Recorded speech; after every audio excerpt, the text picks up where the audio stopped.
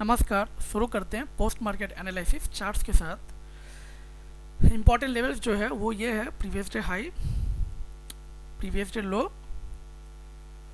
ठीक है, अब क्या हुआ है, दिन का पहला कैंडल था वो रेड कैंडल था, गैप अप ओपनिंग हुआ और रेड कैंडल बना। सो यहाँ प्रॉफिट बुकिंग हुआ है बायर्स का। ठीक है, पिछला दिन का बायर्स का, ये बायर्स हो सकते हैं, ये बायर्स हो सकते हैं, या फिर पुराने बायर्स भी हो सकते हैं वहाँ पर, जिन्हें लगा कि उनको एक अच्छा प्रॉफिट मिल चुका है, उन्होंने प्रॉफिट बुक किया हुआ है। करने के बाद एक आरसीबी पैटर्न क्रिएट हुआ था 9:30 के ग्रीन कैंडल में। सो इस तरह का आरसीबी पैटर्न का सक्सेस रेट जो है वो काफ़ी कम होता है। ये मैंने कल के वीडियो में ऑलरेडी बता रखा है। क्यों कम होता है? क्योंकि दिन का जो फर्स्ट कैंडल है, इस रेड कैंडल का वीक है, ये भी काफ़ी बड़ा है। ठीक है, सो वीक हमें बड़ा नहीं चाहिए, हमें उस तरह का फर्स्ट रेड कैंडल चाहिए जिसमें बॉडी ही बड़ा हो। ठीक है, बॉडी बड़ा होने का क्या मतलब है कि वहाँ भर भर के सेलर घुसे पड़े हैं और उनका स्टॉप लॉस उस कैंडल के ऊपर यहाँ कहीं होगा, और ये कैंडल वो सब स्टॉप लॉस को हंट करेगा, और हंट करने के बाद नॉर्मली एक अच्छा रैली ऊपर की तरफ मिलता है, तो हम लोग उस कैंडल में बाय करेंगे। ठीक है, लेकिन यहाँ क्या है, यहाँ भर भर के सेलर्स आज नहीं है। वीक से पता चलता है कि यहाँ बायर्स भी है। ठीक है, इस चीज़ को मैंने कल के वीडियो में भी बता रखा है। पहला पैटर्न था 10-5 के रेड कैंडल में इवनिंग स्टार पैटर्न। जब भी प्रीवियस डे हाई ऊपर से टूटे तो इवनिंग स्टार पैटर्न बनता है। स्टॉप लॉस जो है वो हो जाएगा 10 बजे के रेड कैंडल के ऊपर, और हम देख सकते हैं हमारा स्टॉप लॉस काफ़ी बड़ा हो चुका है। नॉर्मली हम निफ्टी में एट द मनी या इन द मनी में 20 से 22 पॉइंट का ही स्टॉप लॉस लेके चलते हैं। तो स्टॉप लॉस बड़ा हो जाए तो हम क्या करेंगे, हम कोशिश करेंगे अपना डिसिप्लिन को मेंटेन करने का। डिसिप्लिन क्या बोलता है? डिसिप्लिन ये बोलता है कि 20 से 22 पॉइंट का से बड़ा स्टॉप लॉस मिल रहा है आपको, तो आप ट्रेड को इनिशिएट ना करें और वेट करें रिट्रेसमेंट का। रिट्रेसमेंट कहाँ तक? दोबारा प्रीवियस डे हाई लाइन तक। यहाँ मार्केट आया, आने के बाद एक फेक ब्रेकआउट भी दिया हुआ है, देने के बाद एक रेड कैंडल बनाया जो कि प्रीवियस डे हाई के नीचे क्लोज हुआ है। हम 1050 के इस रेड कैंडल में एंट्री करेंगे। अब स्टॉप लॉस 1040 और 1045 के कैंडल के ऊपर हो जाएगा यहाँ, और हम देख सकते हैं ये स्टॉप लॉस भी हमारा जस्ट हिट होता है 11.5 के इस कैंडल में, और हिट होने के बाद टारगेट हमारा अचीव होता है। अगर किसी ने स्टॉप लॉस को थोड़ा बड़ा रखा होता तो उसका स्टॉप लॉस हिट नहीं होता। जो तीसरा जो ट्रेड है वो है 1235 के इस ग्रीन कैंडल में सीपीआर रिवर्सल पैटर्न। ठीक है, देखिए ये जो सीपीआर रिवर्सल पैटर्न है, इस तरह का सीपीआर रिवर्सल पैटर्न का सक्सेस रेट कम है। ठीक है, क्यों कम है? क्योंकि सीपीआर जो है वो नैरो है। नैरो सीपीआर को हम लोग नॉर्मली उतना वैल्यू नहीं देते हैं। क्यों? क्योंकि जिस दिन नैरो सीपीआर बनता है उस दिन मार्केट ट्रेंडी हो जाता है। ठीक है, हालांकि मैंने आपको इसीलिए बताया क्योंकि मेरा काम है बताना कि कौन कौन सा पैटर्न आज क्रिएट हुआ था। सो मैंने बता दिया कि ये सीपीआर रिवर्सल पैटर्न था। अब यहाँ पे मैं और एक चीज़ बता देना चाहूँगा।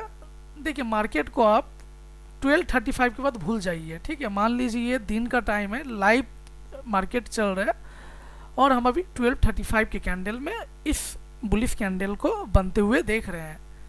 अभी आपको मार्केट कैसा लग रहा है? मार्केट अभी आपको बियरिश लग रहा होगा यहाँ से यहाँ तक। ठीक है, एक ही डायरेक्शन में जा रहे हैं और कहीं ना कहीं सेलिंग प्रेशर हमें दिख रहा है।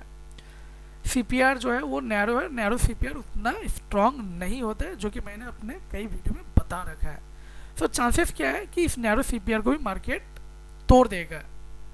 ठीक है, तो अगर हम यहाँ एंट्री ले तो हो सकता है कि आपको कुछ पॉइंट मिले और मिलने के बाद स्टॉप लॉस हिट हो। आज बिल्कुल वैसा ही हुआ है, लगभग 1:1.5 का रिस्क रिवॉर्ड मिलने के बाद आपका स्टॉप लॉस हिट हो रहा है। ठीक है, स्टॉप लॉस आपका ये बॉटम सीपीआर लाइन के नीचे होता है। ठीक है, सो होप मैं आपको समझा पा रहा हूँ।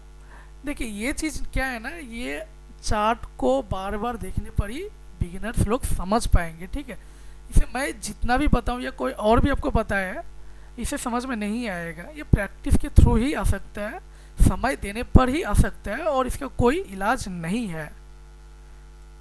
ठीक है, होप मैं आपको समझा पा रहा हूँ। इसके बाद जो पैटर्न था वो था 135 के रेड कैंडल में CPR ब्रेकआउट पैटर्न, ठीक है। यहाँ क्या हो रहा है, स्टॉप लॉस है, ये बायर्स का स्टॉप लॉस है, इन बायर्स का भी स्टॉप लॉस है, सो उनको भी हंट किया जा रहा है। तो हम एंट्री जो करेंगे वो करेंगे इस कैंडल में 135 के कैंडल में, 130 के कैंडल में नहीं करेंगे क्योंकि ये कंफर्टेबली इस CPR का ब्रेकआउट नहीं दे रहा है। एंट्री हम 135 में करेंगे, स्टॉप लॉस रहेगा हमारा टॉप CPR के ऊपर, और ट्रेड लिए जाने पे लगभग 1:2 का टारगेट अचीव हो चुका है, ठीक है।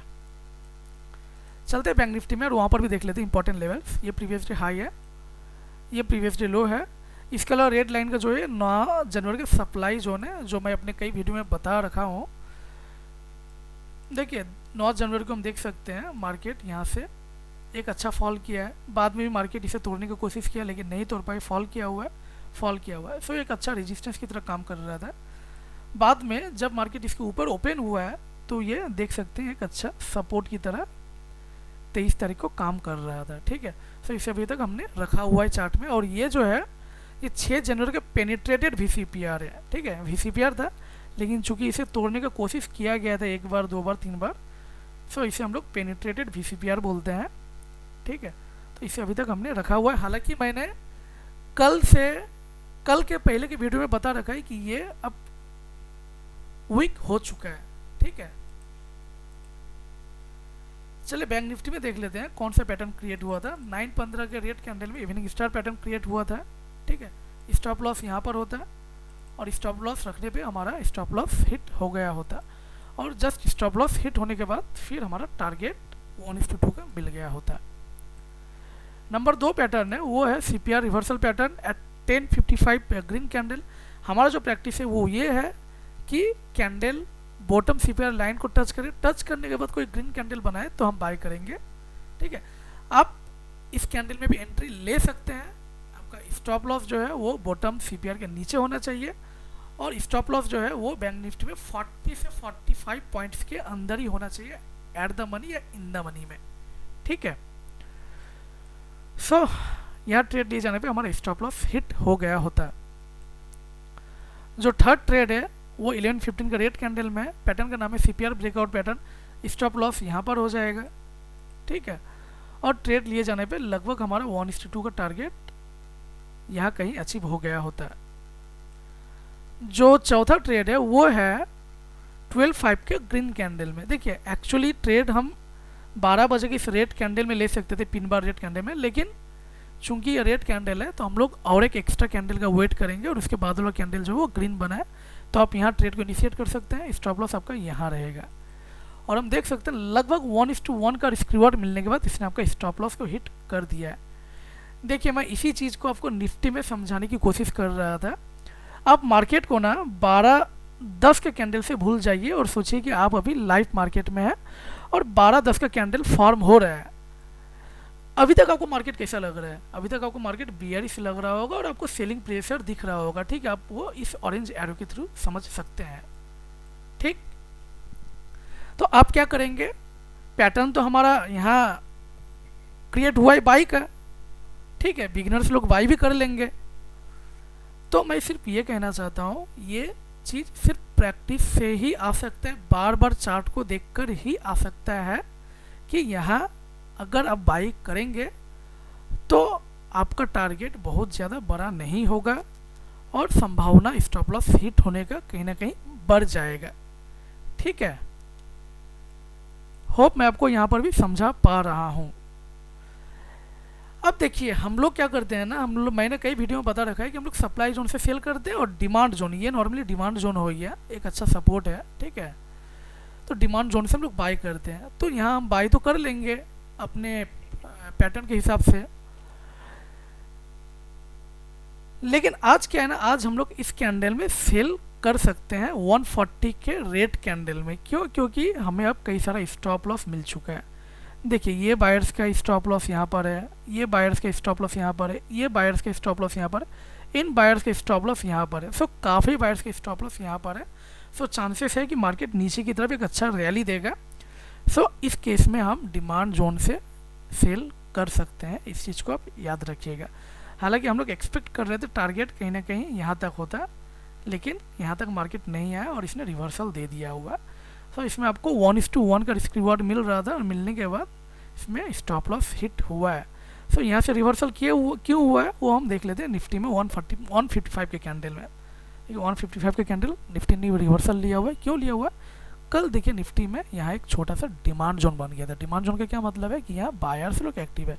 सो इन्हीं बायर्स ने इसको रिवर्स किया हुआ है और निफ्टी ने ही बैंक निफ्टी को रिवर्स किया हुआ है। क्यों रिवर्स किया हुआ है? क्योंकि मैक्सिमम टाइम निफ्टी और बैंक निफ्टी सेम डायरेक्शन में ही चलते हैं। Okay, thank you.